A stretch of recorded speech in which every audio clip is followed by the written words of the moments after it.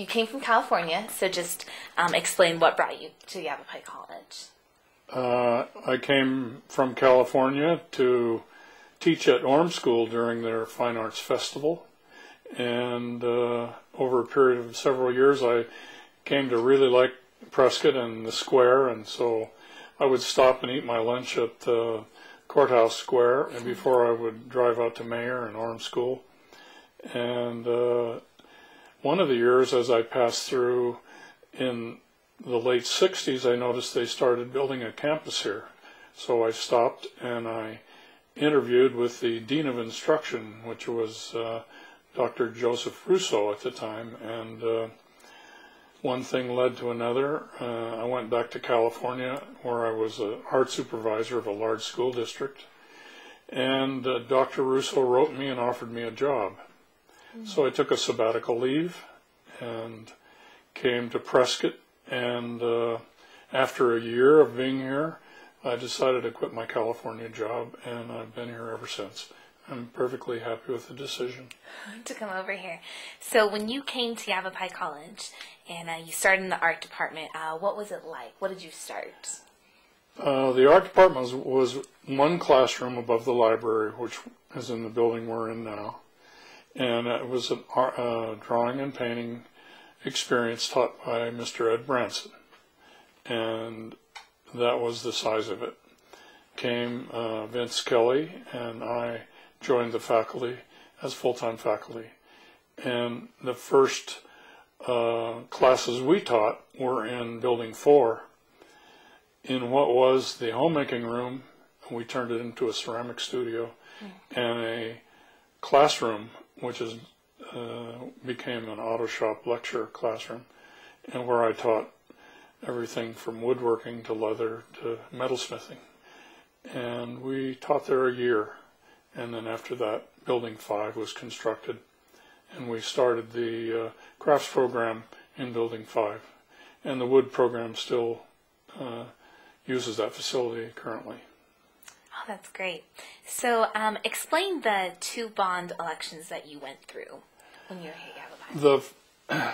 The first bond election was conducted by Dr. Heiserut under the auspices of Dr. Paul Walker, and it was a bond election to expand the Clarkdale campus and to build the performance hall and several other buildings. And the second bond election was the more recent one that has renovated the college after nearly 30 years, more than 30 years, I guess. And the bond election was conducted by Dr. Daly, President Daly. So those are the 2. One was to build a performance hall, and this one was to renovate the entire the campuses across the county. And so did you see, when that happened, did you see an expansion in the art department as well? No, actually when we moved to the new facilities behind the performance hall, we had about the same amount of space that we had before. But it was coalesced into one building and made it much more convenient. Oh, that's great. So the art department, you've been here, you were here 29 years. And so explain I taught here 29 years. Explain in the beginning how there was the 27 units, most teachers taught the 27 unit classes for like well, at the time, the first few years I taught as a full-time faculty member, it was possible to be an adjunct instructor and teach as many hours as you could stand. And there were full-time teachers on campus who taught as many as 25 to 27 units as an adjunct instructor without full-time benefits. And it was a very interesting time.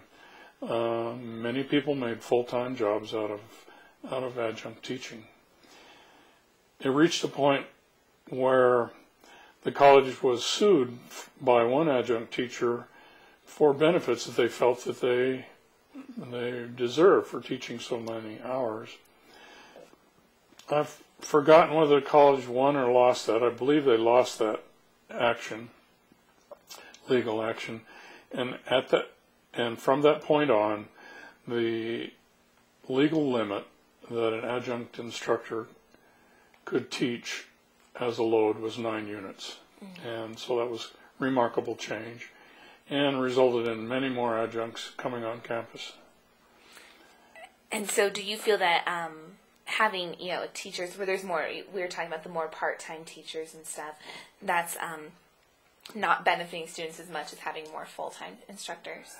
I think the students are fine with it. I think that the college loses some of its cohesive nature when there are 400 part-time instructors versus 60 to 80 full-time instructors.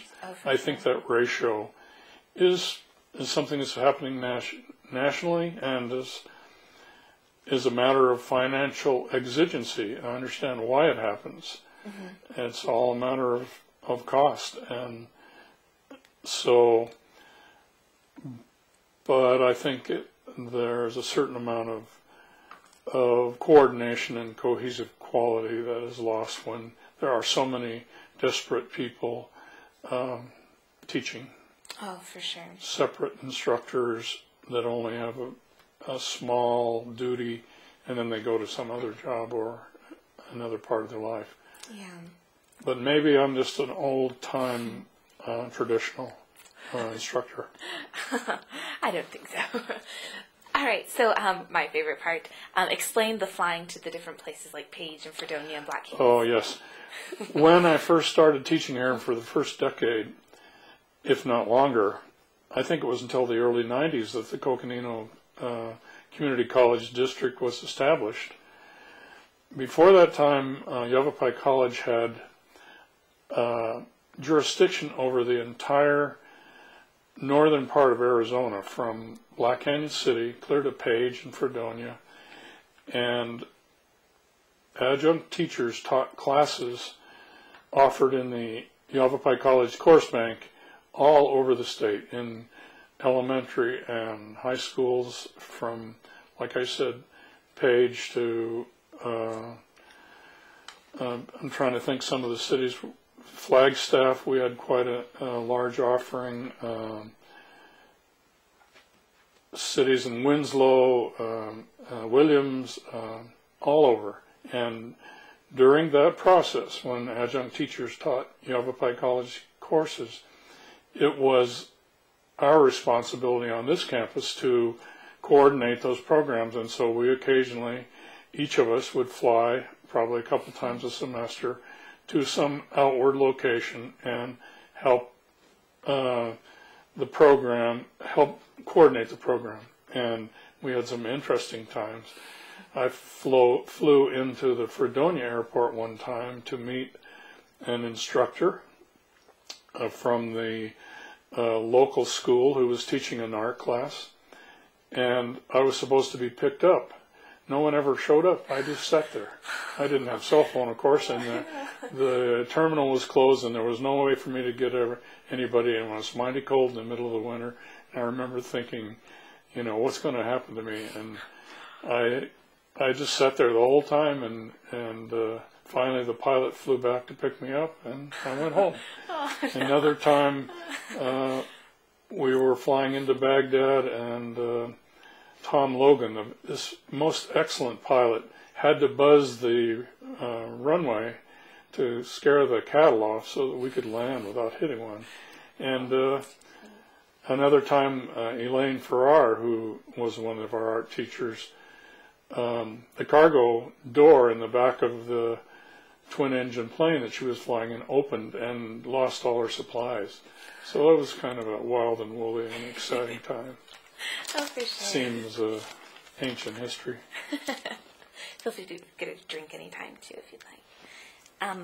Okay, so explain, when you came to Prescott, how Prescott was, as far as the rural community and the surrounding areas. Well, Prescott was a small city of about 22,000 people, mostly in one unified area, what we know as Greater Prescott now. And Prescott Valley was a motel, a Chevron station, and antelope. That's all, nothing more. And during the time that I've been here, this exponential growth has taken place to the point where I think Prescott Valley now is a larger population than Prescott. And we've expanded everywhere we could on every road artery out of town. So it's a substantial change and quite a different kind of lifestyle than when I came in the early 70s. Things were relaxed, and it was the flowering of the hippie era, and we were just coming off dress code regulations at Yavapai where people couldn't wear jeans and shorts and things like that. And it was a bizarre time in many ways. And the faculty were expected to dress properly and conduct themselves very conservatively in town.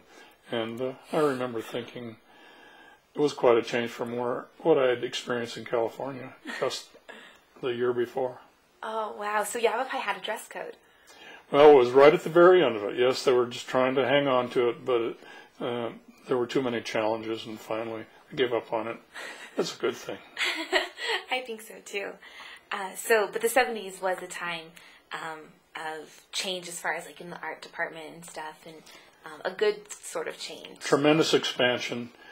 A lot of community support for the art department. Lots of people from town were interested in painting and ceramics, and they were extremely supportive and did a great deal to make our lives very comfortable as instructors, and became our lifelong friends.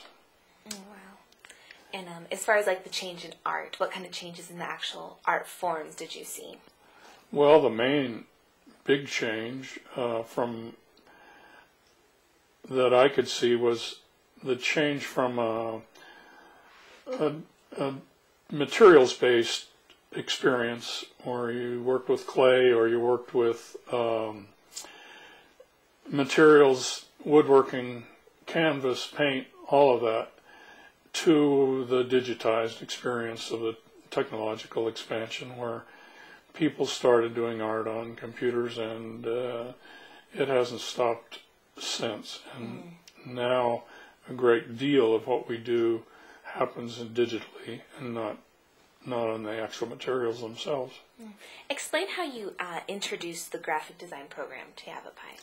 Well, the very, very first start of it, I don't know if I can remember the model, but I think it was the Apple IIe computer became the graphic user interface. And at that point, Vince Kelly, the ceramics teacher, got very interested in graphics, and he somehow bought one of those machines and started teaching computer technology to 2 or 3 students. Within a couple of years, Dr. Peterson started bringing in computers in the graphic design department. And in the school service art department, they used computers. And then many, many years later, after I had become the division chairman, we developed a really fine computer lab. I think that was probably mid-90s, or a little earlier, in the art department. And within 2 or 3 years, the business division became very computerized. And so it was fun to watch the genesis of it and to see what it is now. I marvel when I walk around campus and see all the technologically driven instruction that's going on. It's it's very, very inspiring. What do you think are the pros and the cons of turning from more material based to more digitally based art? Well, I've always been a sort of a Robinson Crusoe type, where I do everything myself, build cabinets or houses or electronics or whatever. And so my whole life has been oriented towards a materials-based existence where I solve problems in a material sense. and all the processes and the machinery and that go with that. But as I notice now, it's hard to find a young person that I can talk to about how many threads per inch on a bolt and how, and what tool does what process and all of those kinds of things that have been such a part of my life. And it sort of makes me sad that we've become a replacement-oriented society, from my view, instead of people who take pride in keeping something running and repairing it and refurbishing it and all of that. And I realize it's economic and expansion of capitalism and so forth, but to me it's sad to see some of the old hands-on, up-close and personal, smelly, noisy, dirty things taking place. Your experience on campus. Name some of the best memories that you have of on-campus experience. I had a student named Rex that lived in a tent on the hill behind Building 4 in the juniper trees. That was funny. He'd take his art supplies back there, and it took about 2 semesters before our campus security finally chased him off. That was a fun memory. My memories of long travels to go to places like Window Rock and Granada, and to visit jewelry making programs in Indian high schools, things like that were very, very strong in my memory. I liked the camaraderie between the full-time faculty when we first got started. I found those experiences where we were close and friendly with everyone in the faculty and the administration. The faculty was the largest group on campus, and the support people, administration, and maintenance and operations were a much smaller segment. But as things became more demanding and federal programs required, I've noticed that the college now is becoming pretty much balanced between instruction and support and technology and maintenance and all of that. So it's quite a change I've experienced in that respect. It's amazing. But you studied other places as well, other than Yavapai College. Yes, I taught at Pepperdine. I taught at USC Idlewild campus in California, and I was an art coordinator for 33 schools and 13 junior highs and 7 high schools in California. And so I experienced a tremendously large district and all the things related to it. And then I came to this small, as I characterize it, Cowtown College. That was one of the best things I've done, I think. It was a good decision. That's great. So with all your experiences, what are you doing now? With all the things that you've done? I'm a part owner of a gallery on Whiskey Road called Van Gogh's Ear. I wasn't part of naming it, however, I'm living with it. And we have 11 Prescott area artists who do their art and present it in the gallery. And then we have 35 or so consignment artists that also show their work in our store. And it's been interesting to change from the life of a pedagogue, where instruction was my daily thing, to now becoming sort of a small-time capitalist, I guess. So if we were to go to the Van Gogh Ear, we could see some of your work? Oh, yes, you would. Oh, I have a lot of jewelry and a small amount of welded sculpture there, things that have held over from my teaching time. I taught many years of welded metal sculpture and regular sculpture. I taught three-dimensional design. I taught art woodworking, which was furniture making and carving and sculpture. And I taught jewelry making for, like you say, 29 years. Oh. And so what are you most comfortable doing, or what is your favorite art form that you do? I believe all materials are similar in the way you handle them, and to me, I'm sort of a generalist in a world of specialists, I'm afraid. And so I feel as comfortable doing woodworking as I do metalworking. What was the one that you taught the most at Yavapai? Were they kind of even as far as what you taught? At one time we taught 9 jewelry metalsmithing classes. Wow. And at one time we taught 4 woodworking classes. Sculpture has always been 3 or 4 sections. There was a lot taught in outlying areas, but here on this campus, the sculpture has always been, in my experience, the smallest. And so I sort of moved between all of those in my years here, and then I became a division chair when I wasn't teaching except 1 or 2 classes, and I found that to be less satisfying for me.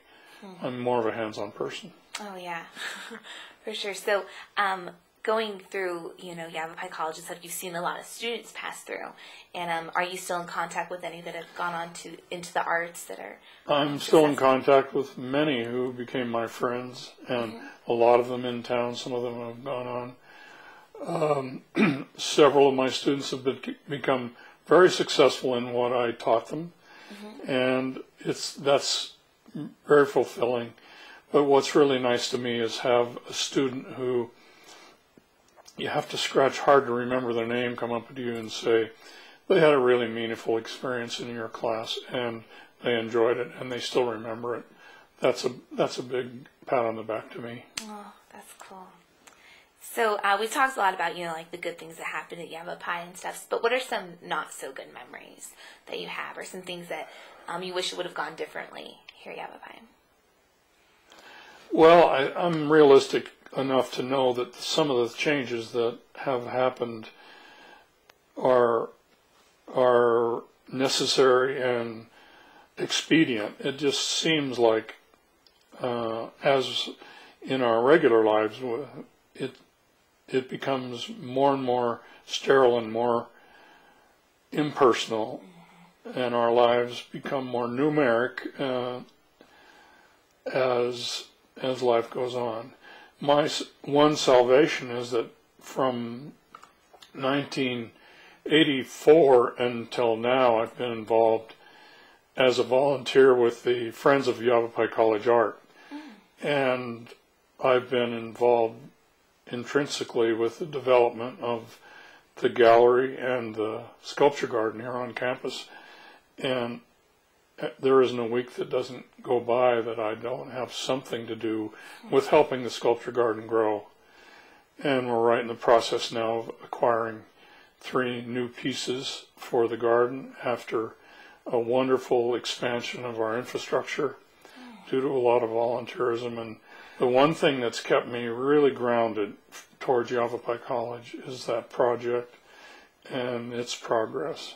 And every time I visit the sculpture garden and sit there in the benches that we've sold and the sidewalks that we've raised money for, I feel a certain smug satisfaction. It has, in my view, contributed a lot to the enjoyment of the community, has contributed to the art instructional program, and created a small 4-acre park out of an area that was used for dumping broken concrete and brush.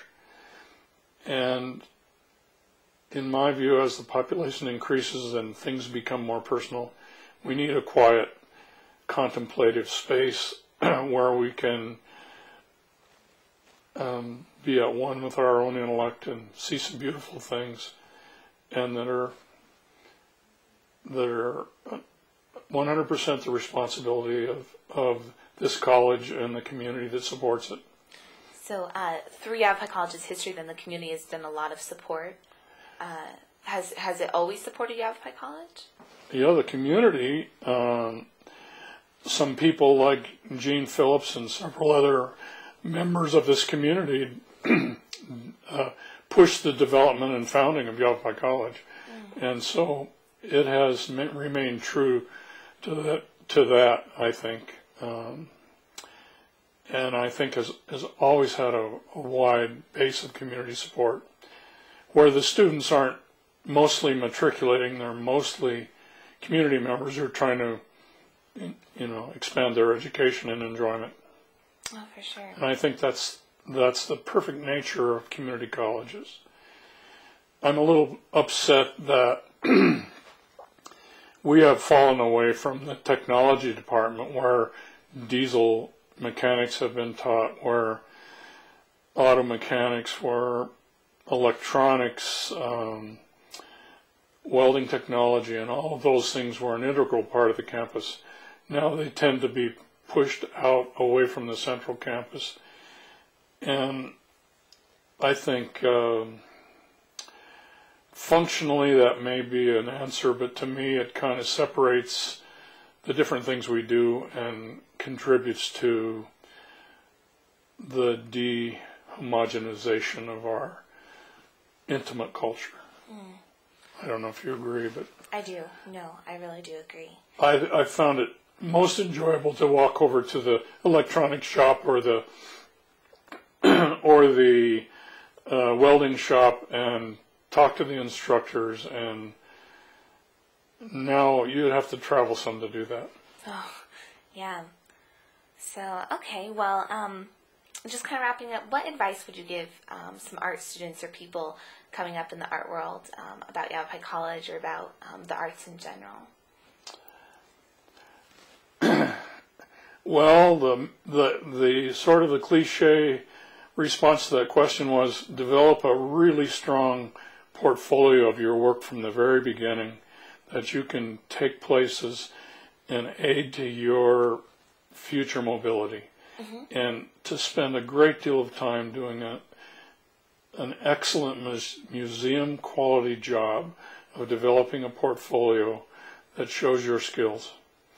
It'll help you through your entire future.